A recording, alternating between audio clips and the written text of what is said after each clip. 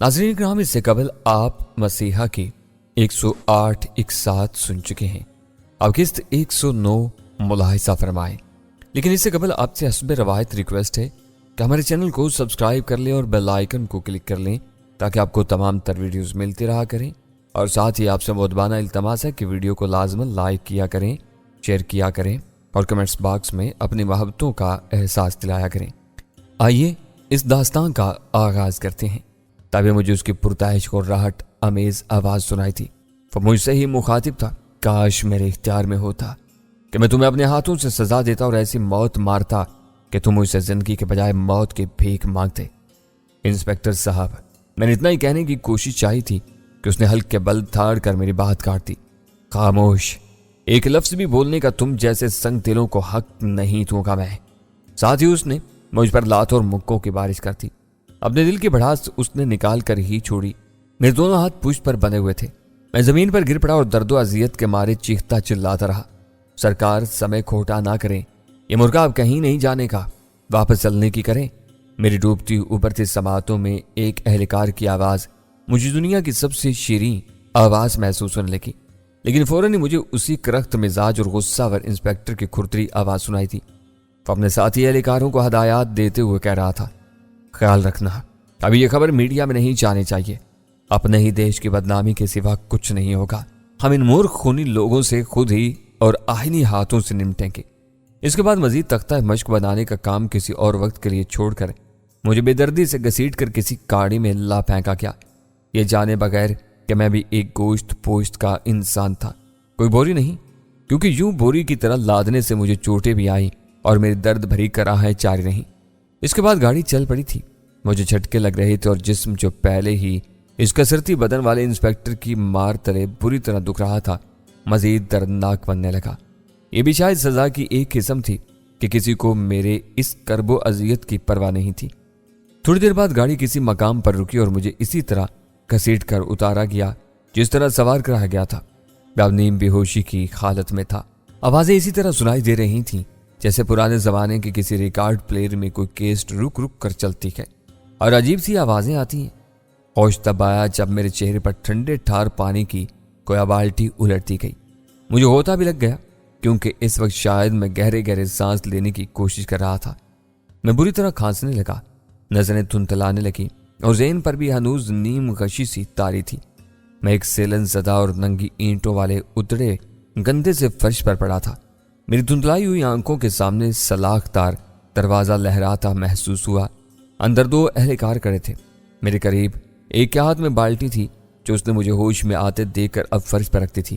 اوئے، اداکاری کیے بغیر پوری طرح ہوش میں آ جا، ابھی تجھے انسپکٹر ارنپال کے سامنے پیش ہونا ہے، ایک سپاہی نے بڑک مارنے کے انداز میں کہا، اور میں لرزا گیا۔ انسپکٹر ارنپال کا نام جیسا کہ مذکورہ ہوا میں جسونت رائے کا داماد کی حیثیت سے سن چکا تھا۔ میں پوری طرح ہوش میں ہوں، لے چلو مجھے ارنپال کے پاس، میں نے کراتے ہوئے کہا تو پہلے والا طنزیہ لہجے میں بولا، سالا بول تو ایسے رہا ہے جیسے ارنپال اسے مٹھائیاں کھلانے کو دیکھا، چلو تارے دھکیلی سے۔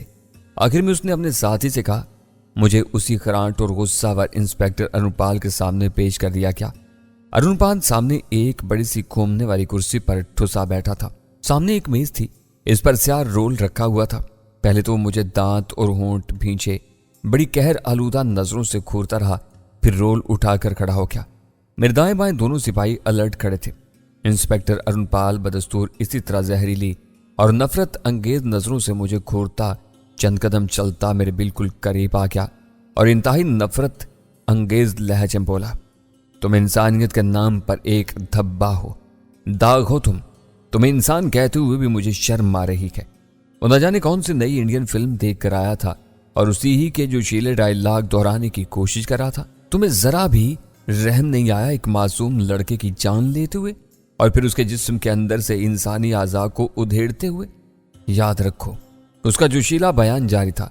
آخر میں اس نے رول میری آنکھوں کے سامنے بھی لہرایا اور بولا، پہلے میں اور بعد میں جسونت رائے تمہیں ادھیڑیں گے، اسی طرح جس طرح تم معصوم انسانوں کے ساتھ کرتے ہو۔ انسپکٹر صاحب، مجھے بولنے کا موقع دیں، میں نے ہولے سے کہا۔ میں آپ کو ان سب کے نام بتا دوں گا اور ان کے ٹھکانے بھی۔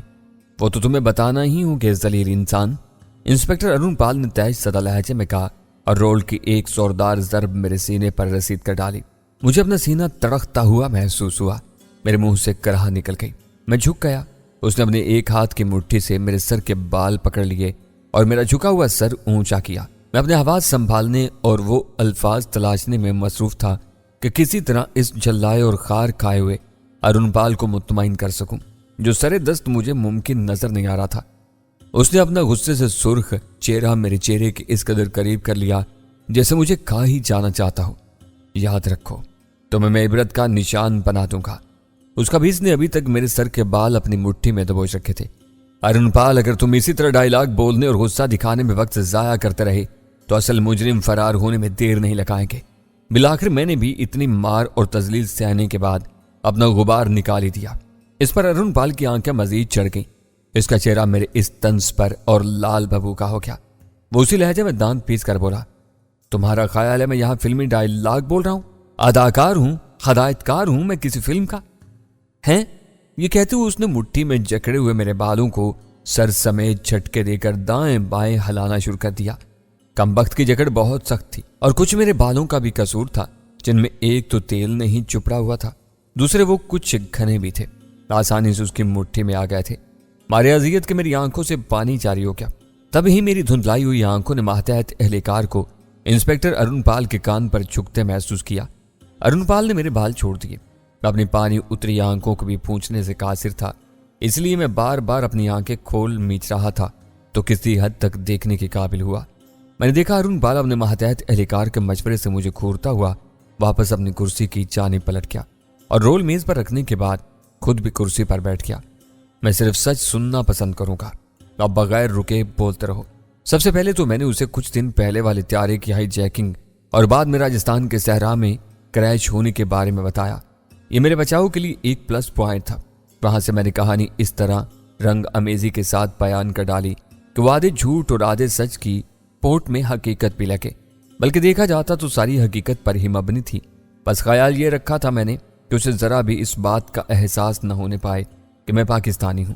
वरना भारतीय अफसरों का क्या था, फौरन मुझ पर पाकिस्तानी जासूसी का इल्जाम आयद करके फखर से अपनी आवाम पर अपनी काबिलियत का सिक्का बिठाने की कोशिश करते, जो उनके लिए पहले ही कारे मुहाल अमल था। वहां से मैंने महारानी की कहानी छोड़कर उसे बता दिया कि मैं किस तरह मारली के खिपची रेड़े वाले से फुल्का तरकारी खरीद कर खाने लगा तो मेरा कहा हुआ एक लफ्ज उनके किसी तयशुदा कोड से मिल गया। वाह, क्या खूब रत्ना कुमारी की जीवन कथा सुनाई है तुमने। कमबख्त मेरी हकीकत पर मबनी कहानी का यह हशर करते हुए दांत पीस कर बोला और एक बार फिर मारे तहज के अपनी कुर्सी से उठ खड़ा हुआ। मैं उसके इरादे देखकर फौरन बोल उठा, इंस्पेक्टर साहब, रत्ना कुमारी की जीवन कहानी भी तो हकीकत पर मबनी थी। अबे चुप मुहक्किक की औलाद, तुझसे मैंने कहानी पर तबसरा करने का नहीं कहा है। उसने धाड़ कर इस बार रोल उठाकर मेरे सीने के बजाय मेज की सतह पर बजाया, फिर दोबारा चंद कदम चलकर मेरे करीब आकर बोला, लेकिन जो नाम और मकाम तुमने अपने साथियों के बताए हैं वो गलत नहीं हो सकते, इसलिए कि वो तुम्हारे ही साथी हैं और जाहिर है तुम खुद को सच्चा साबित करने के लिए इनके नाम गलत नहीं बताओगे। ये कहते हुए यूं फखरिया अंदाज में मुस्कुराया जैसे बड़ी जहानत से उसने मेरे सच और झूठ का तजिया किया हो। क्या त्यारे के अगवा और क्रैश होने वाला वाकया भी झूठ था? मैंने अपने अंदर के उबाल पर काबू पाते हुए उसे कहा। वो फिर गुस्से से भनाने लगा और उसी लहजे में बोला, इस वाकये की खबर तो पूरी दुनिया में फैल चुकी है। तुम चालाकी से इस वाकये को अपने मकसद के लिए इस्तेमाल कर सकते हो। मैं बेबसी से होंठ भींच कर रह गया। इसी वक्त फोन की घंटी बजी। ये उसके सेल फोन की थी। अपनी जेब से फोन निकालकर उसने कान से लगाकर हेलो कहा और दूसरी जानिब से किसी की आवाज सुनते यकदम मौतबाना होकर बोला, जी जी जी राय साहब, आप कोई चिंता ना करें, मैंने इनके एक अहम साथी को गिरफ्तार कर लिया है और उसने अपने साथियों के नाम भी मेरे सामने उगल दिए हैं। बस अब मैं कमिश्नर साहब को रिपोर्ट देने वाला हूं और आपके स्वर्गबाश भतीजे के इन जालिम कातलों को भी गिरफ्त में लेने वाला हूं। राय साहब के नाम पर मैं भी चौंका था। क्या कहा जनाब? आप यहां तशरीफ ला रहे हैं, लेकिन ये जहमत आप क्यों कर रहे हैं? ठीक है राय साहब, जैसे आपकी मर्जी, मेरी क्या मजाल, मैं मुंतजिर हूं आपका। उसके बाद वो मुझे घूरने लगा और फिर वहां मौजूद अपने दोनों मातहत एहलकारों से तहकमाना बोला, जसवंत राय साहब अपने जाती हेलीकॉप्टर पर खुद यहां पहुंच रहे हैं। मुमकिन है कमिश्नर साहब भी वारिद हो जाएं।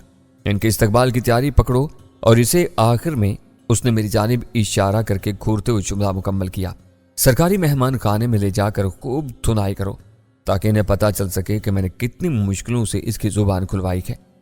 مس ناہل انسپکٹر کی اس بات پر غصے سے بل کھا کر رہ گیا اور چلا کر بولا، انسپکٹر یہ تم غلط کر رہے ہو، میں نے تمہیں سب سچ بتا دیا ہے بغیر کسی پولیس تشدد کے، تم اب یہ ڈرامہ نہیں کر سکتے میرے ساتھ، لے جاؤ اسے۔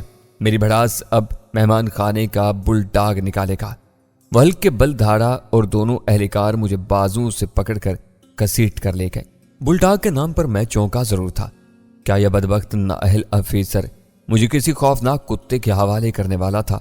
مہمان خانہ لاک اپ والے مختصر کوریڈور کے سب سے آخری سرے پر تھا۔ مجھے اندر دھکیل کر وہ دونوں اہلکار واپس پلٹ گئے۔ دروازہ انہوں نے ہی بند کیا تھا۔ میرے دونوں ہاتھ ہنوز پشت پر بندھے ہوئے تھے۔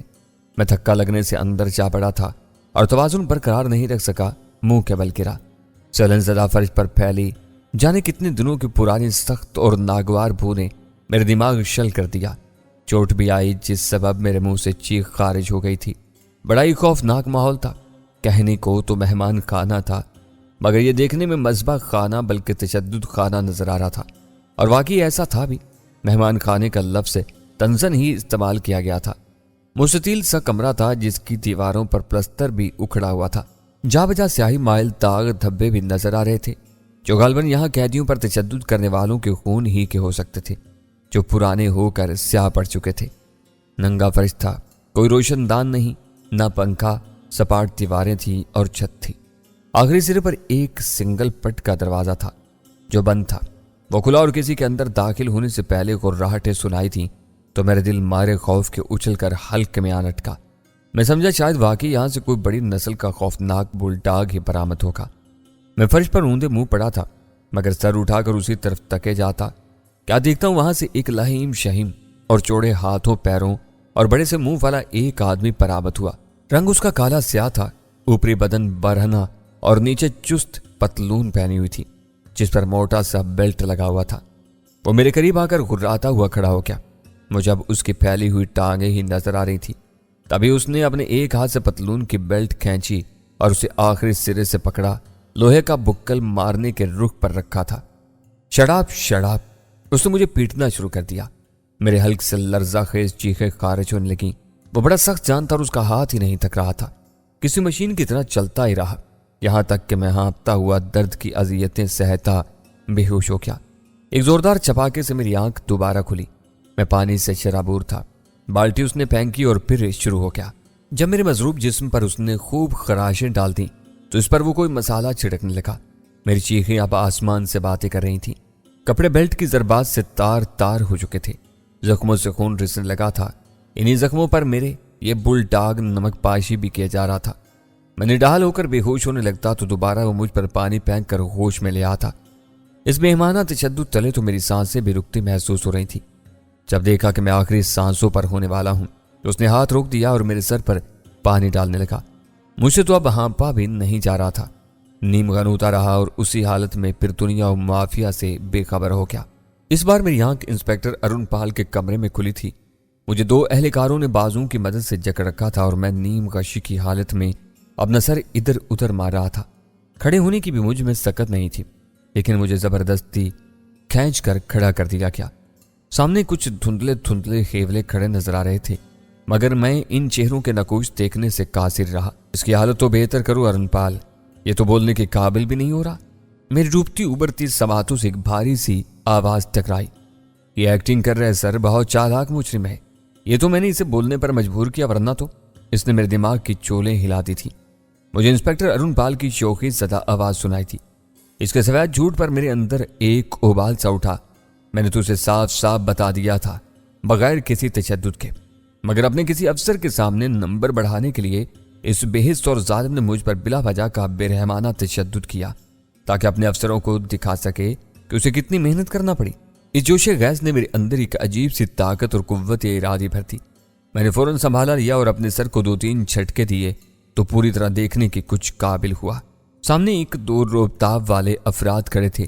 ان میں ایک درمیانی عمر کا وردی پوش شخص تھا جس کی نفیس قسم کی وردی بتاتی تھی کہ وہ کوئی اعلیٰ افسر تھا، جبکہ دوسرا ایک بیش قیمت شلوار کرتے میں ملبوس ادھیڑ عمر کا آدمی جس کی پوشاک اسے کوئی معزز اور گھمبیر سی شخصیت ظاہر کر رہی تھی۔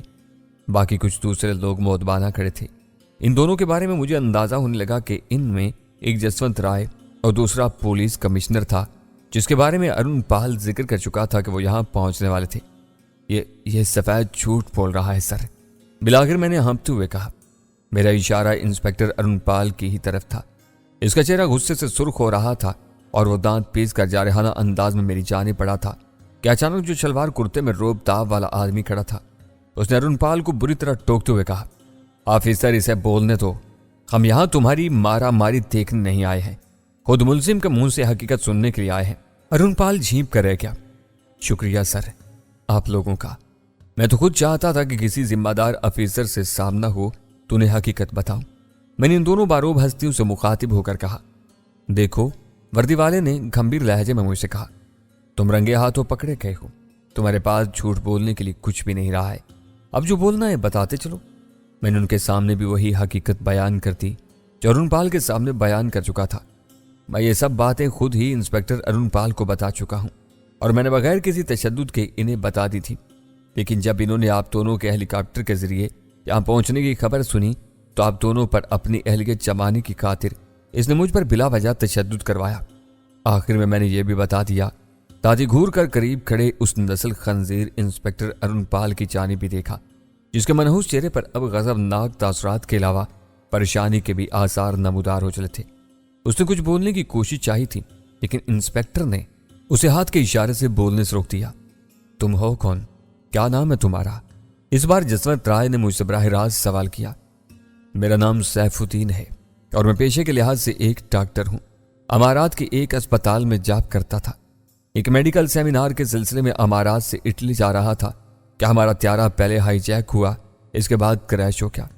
مجھے ڈر تھا کہ یہاں مجھے گرفتار نہ کر لیا جائے، اس لیے میں ممبئی پہنچ کر اپنے قونصل خانے رابطہ کرنا چاہتا تھا کہ راستے میں مجرموں کے ملاپ اور ان کی باتوں سے مجھے اس درد بھری حقیقت کا علم ہوا تو اتفاقاً ہی میں ان کے ساتھ رل مل گیا تاکہ رتلام ہاسپٹل پہنچ کر ان کے اس کھنونے کاروبار کے بارے میں پولیس کو خبر کر سکوں۔ مگر میری بدقسمتی کہ میں ایسے وقت میں پھنس گیا کہ پولیس مجرموں پر ریڈ کر چکی تھی اور میں بھی یوں دھر لیا گیا۔ بظاہر یہی لگتا ہے کہ میں انہی کا ساتھی ہوں، مگر یہ حقیقت نہیں ہے۔ بلاخر میں نے ایک بار پھر سراج سے اپنا بیان دے دیا۔ کمرے میں خاموشی چھائی رہی۔ ارون پال کو دوبارہ بیچ میں بولنے کی جرت نہیں ہوئی تھی، البتہ وہ میرے بیان پر بار بار پولیس کمشنر کی طرف کن اکھیوں سے دیکھ لیتا تھا، یوں جیسے وہ اسے کچھ اشارہ دینا چاہتا ہو۔ جسونت رائے میری جانب بھی بغور تکے جا رہا تھا۔ پولیس کمشنر، جس کا نام کمشنر راجیشور گڈوانی تھا، وہ میری بجائے قریب کھڑے جسونت رائے کی جانب ہی گاہے بگاہے دیکھ لیتا۔ تبھی کمشنر نے ہولے سے کھنکارا اور جسونت رائے سے خیال طلب لہجے میں مخاطب ہو کر بولا، میرا خیال ہے اس سلسلے میں مزید تحقیق کی ضرورت ہے، یہ بہت خطرناک مجرم ہے، ہمیں جل دینے کی کوشش کر رہا ہے۔ غیر سارے مجرم یہی کرتے ہیں، کہتے ہوئے اس نے انسپکٹر ارون پال سے تحکمانہ انداز میں مخاطب ہو کر کہا۔ ارون پال، یس سر۔ اس نے یکدم سلیوٹ چھاڑا۔ تم اس سے مزید تفتیش جاری رکھو اور ایک منٹ ٹھہرو کمشنر۔